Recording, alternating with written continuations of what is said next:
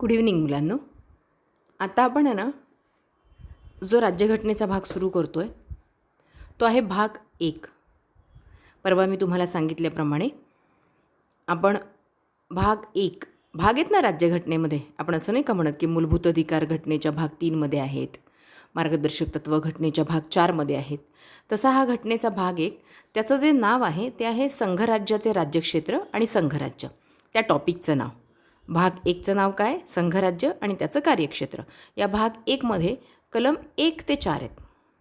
भाग 1मध्ये कलम 1 ते 4 आहेत. जोड्या लावायला तो प्रश्न आलेला आहे की संघराज्याचं कार्यक्षेत्र, संघराज्य आणि त्याचं राज्यक्षेत्र हे कुठल्या भागामध्ये आहे? तर भाग 1मध्ये आहे. आणि गेल्या वर्षी राज्यसेवेला त्यातल्या कलमांवर सुद्धा प्रश्न आलेला आहे. म्हणजे राज्यसेवेचा 2019चा जर तुम्ही पेपर बघाल तर तुम्हाला तो प्रश्न बघायला मिळेल. या टॉपिकवर प्रश्न येऊन गेलेले आहेत. म्हणजे दरवर्षी असं नाही, पण प्रश्न विचारण्यासाठी हा टॉपिक आयोगाकडे यादीमध्ये आहे. संघराज्य आणि संघराज्याचे राज्यक्षेत्र. आता बघा, कलम 1 जे वर्णन करतं भारताचं, कलम 1मध्ये भारताचं जे वर्णन आहे ते आहे इंडिया अर्थात भारत हा राज्यांचा संघ असेल. बघा, भारत हा राज्यांचा संघ असेल.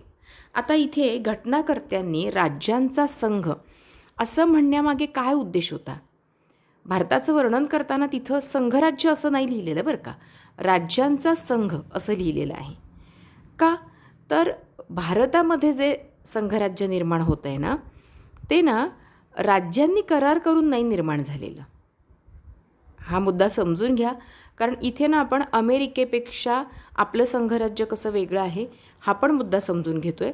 की आंबेडकरांनी ज्या वेळेला भारताचं वर्णनामध्ये उल्लेख आपण राज्यांचा संघ असा का केला आहे याचा उद्देश सांगितला, त्यावेळेला त्यांनी असं सांगितलं की भारताचं संघराज्य राज्यांच्या करारानं निर्माण झालेलं नाही आहे.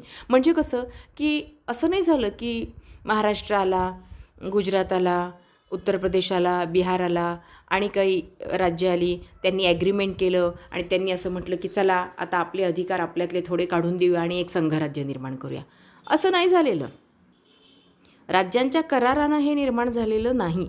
आणि जसं हे राज्यांच्या करारामधून निर्माण झालेलं नाही आहे ना, तसंच कुठल्याही घटक राज्याला संघराज्यातून फुटून बाहेर पडता येणार नाही. कधीच कुठलं घटक राज्य असं म्हणू शकणार नाही की चाललो मी आता, मला नाही पटत आहे, असं करताच येणार नाही. असं करण्याची परवानगी मिळणारच नाही.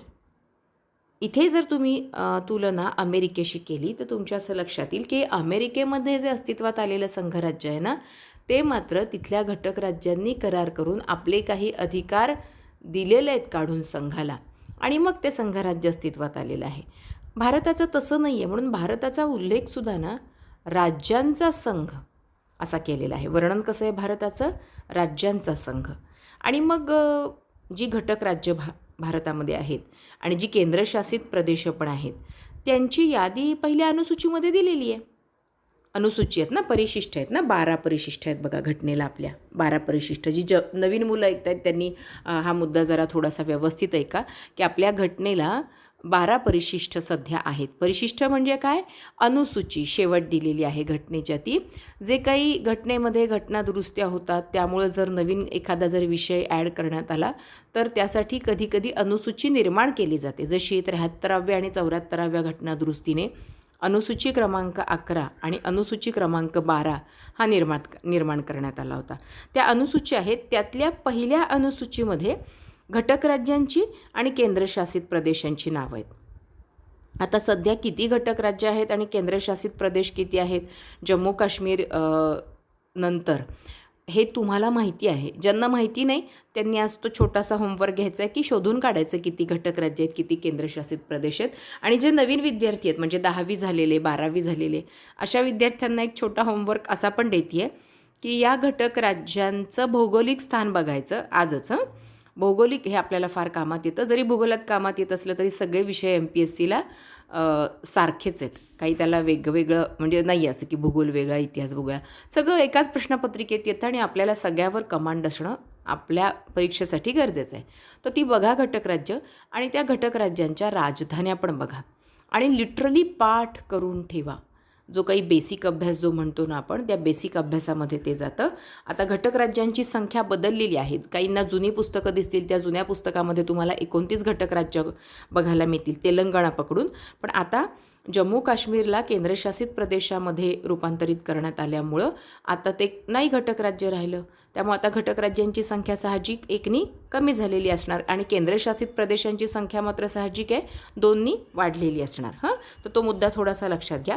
आता या परिशिष्ट 1मध्ये म्हणजेच अनुसूची 1मध्ये केंद्रशासित प्रदेश आणि घटक राज्य यांची नावं दिलेली आहेत. म्हणजे जर असा प्रश्न तुम्हाला विचारला की जम्मू काश्मीरचे जे केंद्रशासित प्रदेश झालेले आहेत त्यांची नावं आता घटनेतल्या कोणत्या परिशिष्टात मिळतील, तर त्याचं उत्तर असणार आहे परिशिष्ट 1. म्हणजे असिस्टंटला तर असा अगदी बेसिक प्रश्न येऊन गेला आहे बघा की किती घटक राज्य आहेत आणि किती केंद्रशासित प्रदेश आहेत. असं होतं बरं का कधी कधी. अगदी साधा प्रश्न आहे, पण आपलं डोकं जर त्यावेळेला जाग्यावर नसेल तर आपण अननोईंगली 29 घटक राज्याचा पर्याय निवडणार आणि मग घरी आल्यावर आपल्याला कळणार की अरे रे रे रे आपण प्रश्न वाचताना ॲबसेंट माइंडेड झालो होतो. कारण असं होतं ना की ओळखीचं खूपच दिसतंय म्हटल्यावर आपण ओघाओघामध्ये त्याचं उत्तर देऊ शकतो जे अपेक्षित नाही. तसं आपण करायचंच नाही आहे. तर ते आज तुम्हाला सगळ्यांनाच, आणि ज्यांची पाठ नसतील त्यांनी पाठ करा, कारण मॅच द फॉलोइंगला आलेली आहेत.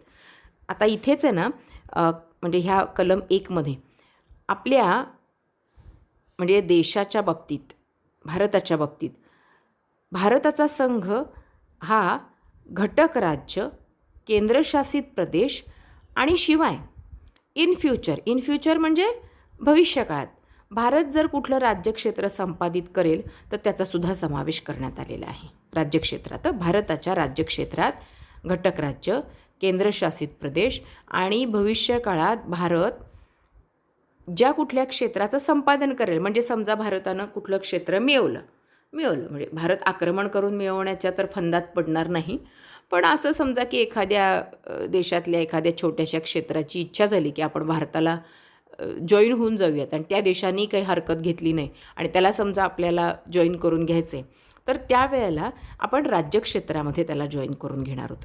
आता इथे ना थोडासा फरक असा करा की भारताचा संघ, युनियन ऑफ इंडिया असं म्हणलं की फक्त घटक राज्यांचा समावेश होईल त्याच्यात. नीट ऐका बरं का. युनियन ऑफ इंडिया असं म्हटलं की फक्त घटक राज्यांचा समावेश होईल.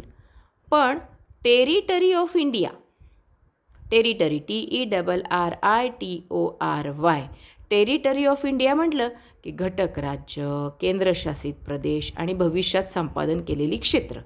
त्यामुळे साहजिक आहे ना टेरिटरी मोठी आहे युनियनपेक्षा, कारण युनियनमध्ये केवळ घटक राज्य आहेत आणि टेरिटरीमध्ये मात्र केंद्रशासित प्रदेश पण आहेत आणि भविष्यात संपादन केलेली क्षेत्र पण आहेत. तर त्यामुळे राज्यक्षेत्र मोठं असणार आहे, त्या मानानं संघ घटक राज्यांचा समावेश असल्यामुळे छोटा असणार आहे. आता आपला देश सार्वभौम आहे, त्या दिवशी आपण पाहिलं उद्देशपत्रिकेमध्ये. आता हे सार्वभौम जो आहे ना आपला देश, तर त्या सार्वभौममध्ये ना 3 गोष्टी आंतरराष्ट्रीय कायद्याने आपण संमत करून ठेवलेल्या आहेत. म्हणजे 3 गोष्टी संमत इन द सेन्स की त्या 3 गोष्टींचा आपण विचार करतो. सार्वभौम आपण आहोत, तर कसे सार्वभौम आहेत? तर पहिलं आहे ऑक्युपेशन. ऑक्युपेशन म्हणजे काय की ज्या प्रदेशावर कुणीही हक्क सांगितलेला नाही आहे असा प्रदेश जर भारताने ताब्यात घ्यायचं म्हटलं तर तसा अधिकार सार्वभौम असल्यामुळे त्याला आहे. ज्या प्रदेशावर दुसऱ्या कुठल्याही देशांनी हक्क सांगितलेला नाही आहे आणि असा प्रदेश भारतानं ताब्यात घ्यायचा म्हटलं तर भारताला तसं करता येईल. दुसरं आहे कॉन्क्वेस्ट, म्हणजे प्रदेश जिंकून पण घेता येईल. आपण गोवा जिंकून घेतलं बघा, पोर्तुगीजांना बाहेर काढण्यासाठी आपण गोवा जिंकून घेतलं आहे की नाही. दमण दीव जिंकून घेतलं, पदुच्चेरी जिंकून घेतलं, तर प्रदेश जिंकतासुद्धा येतील कारण आपण सार्वभौम आहेत. आणि तिसरं सेशन, म्हणजे आपण भाडेपट्टी करारानं एखादा भूभाग जोडून घेऊ शकतो, खरेदी करू शकतो एखादा भूभाग आपल्याला देणगीमध्ये मिळू शकतो. एखाद्या भूभागाने स्वतः जनतेने सार्वमत घेतलं आणि भारतामध्ये यायचं म्हटलं तर तसंही शक्य आहे. अर्थात हे इतकं सोपं नाही आहे, पण कलम 1मध्ये सार्वभौम असल्यामुळे भारताला काय काय अधिकार मिळालेले आहेत हे सांगण्यात आलेलं आहे. आणि जर म्हणजे एखाद्या नवीन केंद्रशासित प्रदेशाची निर्मिती करायची झाली किंवा एखाद्या नवीन घटक राज्याची निर्मिती करायची झाली तर साहजिक आहे बदल कुठे होणार आहेत? पहिल्या अनुसूचीमध्ये. कारण पहिल्या अनुसूचीमध्येच ते दिलेलं आहे ना, पहिल्या परिशिष्टामध्येच त्यांची नावं दिलेली आहेत तसं आपण ऐकतो आहे. आणि हे पाठच करून ठेवा पक्क की कुठे आहेत घटक राज्य आणि केंद्रशासित प्रदेशांची नावं? तर राज्यघटनेच्या पहिल्या अनुसूचीमध्ये. आता कलम 2 जे आहे बघा, जे गेल्या वर्षी राज्यसेवेला आलेलं आहे विधान चूक की बरोबरला. कलम 2 आहे की नवीन राज्य दाखल करून घेणे किंवा नवीन राज्य स्थापन करणे. संसदेला याबाबतचे अधिकार मिळालेले आहेत. म्हणजे नवीन राज्य संसद कायद्याद्वारे संघराज्यात दाखल करून घेईल किंवा नव्यानं निर्माण करेल. नवीन राज्य नव्याने निर्माण करेल. कलम 2. कलम 3 मध्ये काय सांगितलेलं आहे की नवीन राज्य निर्माण करण्याबरोबरच असलेल्या राज्याची सीमा बदलायची असेल, असलेल्या राज्याचं नाव बदलायचं असेल, असलेल्या राज्याचं क्षेत्र बदलायचं असेल तर ते सुद्धा संसद कायदा करून बदलू शकेल. नीट आहे का? कलम 3 नुसार विद्यमान म्हणजे असलेल्या राज्याचं नाव बदलू शकेल, असलेल्या राज्याची सीमा बाउंड्रीज बदलू शकेल, असलेल्या राज्याचं क्षेत्र बदलू शकेल. आणि हे कोण बदलणार आहे? संसद. कसं बदलणार आहे? कायद्याद्वारे. आणि मग त्या 3 कलमामध्ये ABCDE असे भाग दिलेले आहेत की ए असं म्हणतोय की कोणत्याही राज्यापासून एखादं राज्यक्षेत्र वेगळं करून किंवा 2 किंवा अधिक राज्य किंवा 2 किंवा अधिक राज्यांचे भाग एकत्र करून. उदाहरणार्थ कुठल्या राज्याचं देऊ? कुठल्याही राज्याचं दिलं तरी त्यांना रागच येईल ना. म्हणजे कुठल्या राज्यातलं एखादं क्षेत्र काढलं आपण. उदाहरणार्थ 1 मिनिटभर असं उदाहरण घ्या की XYZच्या भाषेत बोलते. XYZ राज्यातला 10% भूभाग काढला आणि LMN या राज्याला जोडून टाकला. तर असं करण्याची परवानगी कोणाला आहे? कलम 3 द्वारे संसदेला आहे. त्यामुळं काय होईल की जोडून टाकणं होईल किंवा मग नवीन राज्य दोन्हीतलं थोडं थोडं काढा आणि नवीन राज्य करा. बी काय म्हणतं आहे 3 मधलं की एखाद्या राज्याचं क्षेत्र वाढवता येईल. म्हणजे महाराष्ट्राला मोठं करायचं आहे आणखी तर संसद कायद्यानं ते करता येईल. सी काय म्हणतं आहे तर कोणत्याही राज्याचं क्षेत्र घटवता येईल. आता हा प्रश्न कसा येतो बरं का? प्रश्न येतो कलम 3 मध्ये खालीलपैकी कोणकोणत्या बाबी संसद कायद्याने होऊ शकतात आणि मग पर्याय दिले जातील तुम्हाला. पहिलं तुम्ही ऐकलं की घटक राज्यांमधले काही भाग काढून नवीन राज्य निर्माण करता येईल. दुसरं तुम्ही ऐकलं की घटक राज्याचं क्षेत्र वाढवता येईल. तिसरं तुम्ही ऐकलं की राज्याचं क्षेत्र घटवता येईल. चौथं ऐकताय की सीमांमध्ये फेरफार करता येतील. फेरफार करणं म्हणजे बदल करणं, टू चेंज. त्याच्या ज्या सीमा आहेत, बाउंड्रीज आहेत त्याच्यामध्ये बदल करता येईल. आणि ई आहे 5वं आहे. ABCD झाल्यानंतर 5वं आहे की कोणत्याही राज्याच्या नावामध्ये फेरफार करता येईल. म्हणजे बारसं घालण्याचं काम संसद करेल. आंगडं टोपडं बदलण्याचं काम संसद करेल घटक राज्याचं. त्यांना ते अधिकार दिलेले आहेत. कुणी दिलेत? राज्यघटनेतल्या कलम 3ने. कलम 3 आहे कुठे? भाग 1 मध्ये. आणि मग 5वी जी घटनादुरुस्ती झाली होती त्या 5व्या घटनादुरुस्तीनं 1955ला झाली होती बघा. त्या दुरुस्तीनं 2 अटी टाकल्यात याच्यात की असलं जर विधेयक आणायचं असेल, असलं म्हणजे कसलं? हे वरती 5 जे सांगितलेले त्यापैकी कुठलंही विधेयक जर आणायचं असेल तर राष्ट्रपतीच्या शिफारशीखेरीज ते मांडता येणार नाही. राष्ट्रपतीनं शिफारस केली पाहिजे आणि राष्ट्रपतीच्या शिफारशीपूर्वी ना ते विधेयक संबंधित घटक राज्याच्या विधिमंडळाकडे विचारार्थ पाठवलं पाहिजे. येतंय लक्षात? राज्य विधिमंडळाचा जो काही विचार असेल तो काही संसदेवर बंधनकारक नाही. पण आता त्यांची सीमा तुम्ही बदलणार आहे ना, त्यांचं नाव बदलणार आहे, त्यांचं क्षेत्र बदलणार आहे, तर मग त्यांना ते माहिती तरी पडलं पाहिजे की नाही? त्यांना कळवलं गेलं पाहिजे ते. त्याच्यावर त्यांचं काय मत असेल ते विचारात घेण्यालायकीचं असेल तर घेतलं पाहिजे. नसेल तर बंधन नाहीच आहे. दरवेळेला घटक राज्याच्या विचारांनीच चालेल असा काही हा कायदा सांगत नाही. त्यामुळे संसदेला कलम 3 भरपूर अधिकार देतं, हे डोक्यात ठेवा. आता केंद्रशासित प्रदेशाचे, हे घटक राज्याच्या बाबतीत ऐकलं तुम्ही. आता नवीन केंद्रशासित प्रदेशांची जर निर्मिती करायची असेल तर त्याचे सुद्धा अधिकार संसदेला आहे. आणि केंद्रशासित प्रदेशाची निर्मिती करताना विधिमंडळाचा विचार घेण्याची फारशी गरज नसते बरं का, म्हणजे नाहीच घेतला जात. नसते म्हणजे घेतलाच नाही जात. आता इथे बेरुबारी खटला महत्त्वाची भूमिका पार पडतो. बेरुबारी खटल्यामध्ये ना 1960 साली बेरुबारी खटला परवा पण आपण ऐकला आहे बघा. बेरुबारी खटल्यामध्ये सर्वोच्च न्यायालयानं ना निर्णय असा दिला होता की एखाद्या राज्याचं क्षेत्र कमी करण्याच्या अधिकारात भारतीय राज्यक्षेत्र परकीय देशास बहाल करण्याच्या अधिकाराचा समावेश होत नाही. म्हणजे भारत एखाद्या घटक राज्यातला थोडासा भाग काढेल आणि एखाद्या देशाला देणगी म्हणून देऊन टाकेल, बक्षीस म्हणून बहाल करेल, असं अजिबात शक्य नाही. असं होणार नाही आहे. असं बेरुबारी खटल्यामध्ये कुणी सांगितलं आहे? सर्वोच्च न्यायालयानं. बेरुबारी खटला तसा अतिशय महत्त्वाचा खटला मानला जातो, पुढे येईलच तो आपल्याला.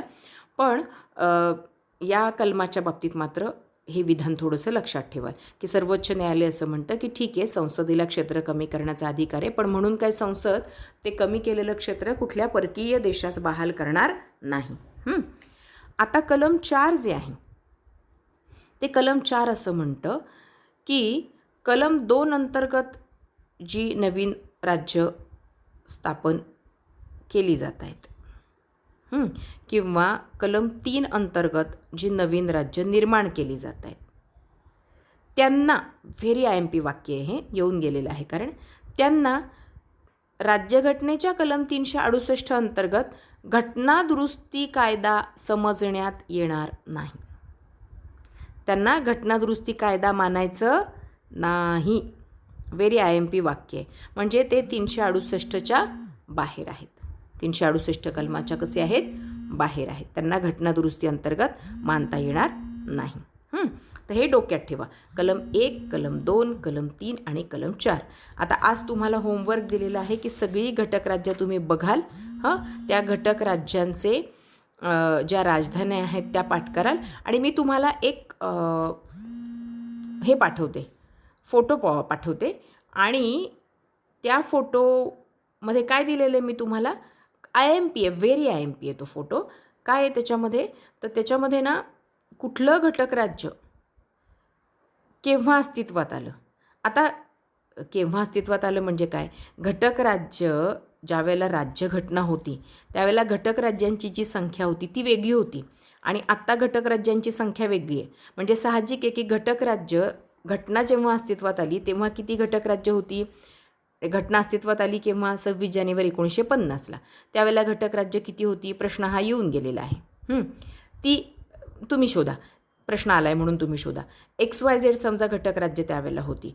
तर आता ती घटक राज्यांची संख्या बदलली आहे की नाही? साहजिक आहे बदललेली आहे. तर मग कुठलं घटक राज्य केव्हा अस्तित्वाला? एक साधं उदाहरण सांगते की 1960ला बॉम्बे प्रांतातून महाराष्ट्र आणि 15वे राज्य गुजरात यांची निर्मिती झाली. 1960ला महाराष्ट्राची निर्मिती झाली आहे ना, 1 मे 1960 महाराष्ट्र दिन म्हणून आपण साजरा करतो की नाही. तर हे कसं आपण लक्षात ठेवतो, तसाच प्रश्न विचारला जाईल, दादरा नगर हवेलीचा भारतात केव्हा समावेश झाला? तर तो 1961ला झालेला आहे. ती घटनादुरुस्ती केव्हाची होती? 10वी घटनादुरुस्ती होती. गोव्याचा आणि दीव दमणचा समावेश केव्हा झाला आहे? 62ला झाला आहे. ती 12वी घटनादुरुस्ती होती. पॉंडेचेरीचा समावेश केव्हा झाला आहे? 62लाच झाला आहे, पण ती घटनादुरुस्ती 14वी होती. तेलंगणाचा समावेश केव्हा झाला आहे? तेलंगणाचा समावेश 2 जून 2014ला झालेला आहे की नाही. तेलंगणा 29वं घटक राज्य.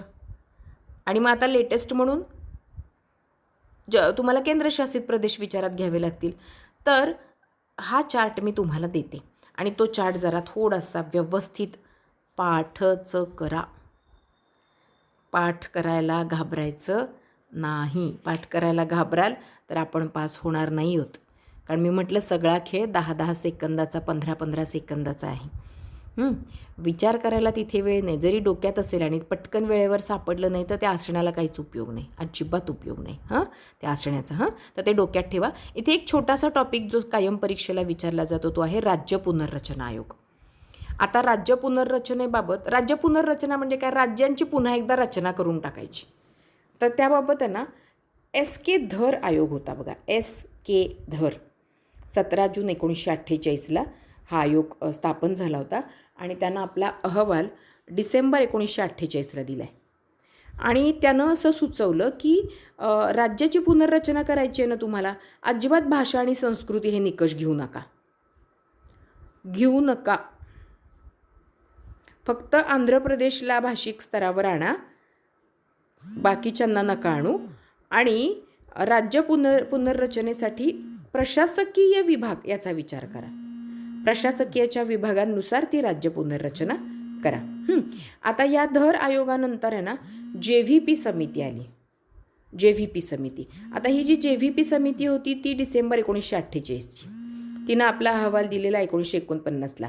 असिस्टंटला 2017ला हा प्रश्न आहे. आता ही JVPचा लॉंग फॉर्म काय?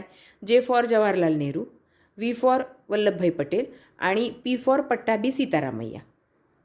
ही पण राज्य पुनर्रचनेसाठीच होती आणि ती पण म्हणाली की नको, भाषा हा आधार नको, कारण केवढे भाषिक लोक आहेत भारतामध्ये, कसा भाषा हा आधार घेणार तुम्ही, चालणार नाही. तर त्याच्यानंतर मग म्हणजे या समितीनं पण भाषेला नाही म्हटलं. आता त्याचा परिणाम असा झाला, लक्षात घ्या, त्याचा परिणाम असा झाला की भाषेवर नाही राज्य तेलुगू भाषिकांमध्ये या म्हणण्याबाबत ना खूप असंतोष पसरला. आणि ना पोट्टी श्रीरामलू यांनी उपोषण केलं सलग 56 दिवस. काही ठिकाणी 50-52 असा उल्लेख आहे. 56 दिवस उपोषण केलं सलग आणि त्या उपोषणात त्यांचा मृत्यू झाला. ही 1950ची घटना आहे. आणि ह्या मृत्यूची दखल घेऊन वांचू समिती स्थापन केली सरकारनं आणि 1953ला कायदाच संमत केला. आणि भाषिक आधारावर आपण राज्य निर्माण करूयात असं सांगितलं आणि आंध्र प्रदेश निर्माणसुद्धा केलं. त्यावेळेला त्याची राजधानी कुर्नूल म्हणून होती. UPSCला आलेला आहे हा प्रश्न. कुर्नूल म्हणून त्या आंध्र प्रदेश राज्याची राजधानी. आणि हे पहिलं भाषिक राज्य. मद्रास राज्यामधून आंध्र प्रदेश राज्य वेगळं केलं आणि पहिलं भाषिक राज्य निर्माण करण्यात आलं. त्याच्यामागे घटना घडलेली ही होती. आणि मग त्याच्यानंतर जो पाक आयोग आहे, ज्याला आपण फाजल अली कमिशन असं म्हणतो, तर तो व्हेरी IMP आपल्या परीक्षेच्या दृष्टीनं. आता हा जो फाजल अली आहे, राज्य पुनर्रचना आयोग, डिसेंबर 1953ला आणि अहवाल दिला 55ला. याचे गेल्या वर्षी कंबाईनला की राज्यसेवेला सदस्य विचारलेले आहेत बघा. फाजल अली सदस्य, अध्यक्ष होते फाजल अली आणि सदस्य होते KM पण्णीकर, हृदयनाथ कुंजरू, HN कुंजरू, हृदयनाथ कुंजरू. आणि ह्यांचं म्हणणं असं होतं की एक भाषा एक राज्य हे तर काही प्रॅक्टिकली शक्य नाही, कारण केवढ्या भाषा आहेत भारतामध्ये. पण तरी आपण प्रयत्न करूया, झोनल वाईज आपण निर्माण करण्याची प्रयत्न करूयात. आणि मग हे फाजल अली कमिशननुसार नंतर घटक राज्य निर्माण झालेली आहेत. ठीक आहे, व्यवस्थित करा हे. मी तुम्हाला ती फोटोकॉपी पाठवते, जे तुम्हाला करायचं आहे ते, जे पाठ करायचे ते करणे ना, त्याच्यावर प्रश्न आहेत. आणि उद्या मग आपण या टॉपिकवरचे प्रश्न घेऊयात. चलो, थँक्यू.